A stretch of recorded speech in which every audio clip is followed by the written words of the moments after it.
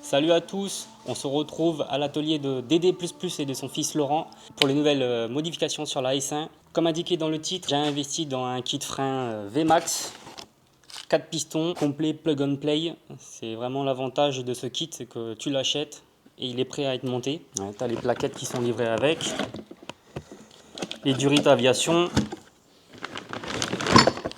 les cales, etc. Tu verras dans la suite de la vidéo. Pour les fluides, je suis passé sur Motul RBF 600. Avec ça, normalement, le freinage il sera beaucoup mieux qu'à l'origine. Parce qu'à l'origine, c'est du monopiston et la performance, elle est vraiment restreinte. Nouveau kit aussi amortisseur. Donc, je suis passé sur des combinés filetés KW-V3.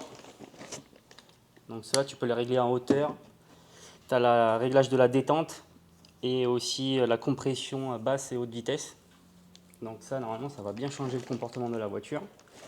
Je remercie au passage mon ami, il se reconnaîtra, qui m'a fait bénéficier de son tuyau pour avoir un super prix. Donc je te remercie. Allez, on va attaquer parce qu'il y a du boulot.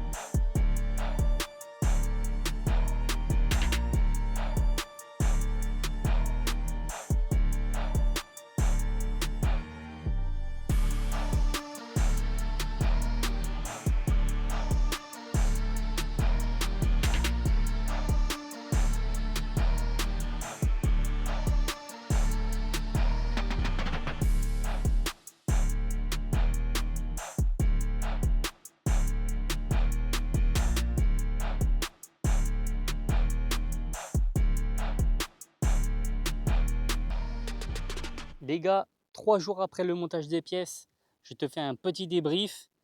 Comme tu as pu le constater après la séquence sur les freins Brembo qui était prévue pour l'arrière, Autodoc se sont foirés dans la commande. Ils m'ont envoyé du 5 par 112 au lieu du 5 par 100. Et pour les plaquettes, pareil, elles étaient plus larges de 1 cm. Donc retour à l'expéditeur. Du coup, nous avons dû remettre les disques et plaquettes d'origine, ce qui n'était pas prévu. Et avant toute chose, moi je voulais changer les disques à l'arrière parce que le centre était rouillé, piqué. Et pour que ce soit plus joli et repartir sur du neuf, j'avais acheté les Brembo Prime. Ensuite, avec les détrompeurs KW, nous avons perdu pas mal de temps également. Tu sais, c'est pour le Drive Select, ne pas avoir de voyant au tableau de bord. Du coup, à l'avant, les cosses, elles sont dans la baie au niveau des essuie-glaces, du pare-brise. Et à l'arrière, il faut dégarnir à gauche et à droite pour pouvoir les placer. Donc c'est vrai qu'on a perdu pas mal de temps à ce niveau-là.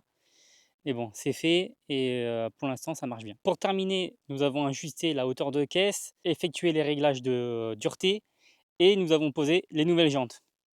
Oui, tu as bien entendu, les nouvelles jantes. Ça sera la prochaine vidéo.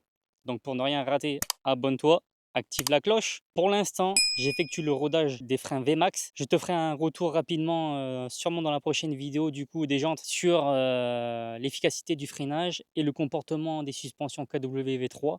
Avant de terminer, j'ai commandé les disques et plaquettes sur le même site où j'ai commandé le kit VMAX, donc sur All Star Motorsport. J'en ai profité pour prendre les disques avec les mêmes dessins. Ça sera en accord du coup avec l'avant, ça fera plus joli. Bon, c'est un peu plus cher, mais au moins voilà, je me fais plaisir. Je voudrais encore remercier Dédé++, Laurent et Silver qui m'ont bien aidé pour l'installation des pièces. Et je vous dis à bientôt du coup pour de prochaines aventures et les nouvelles jantes.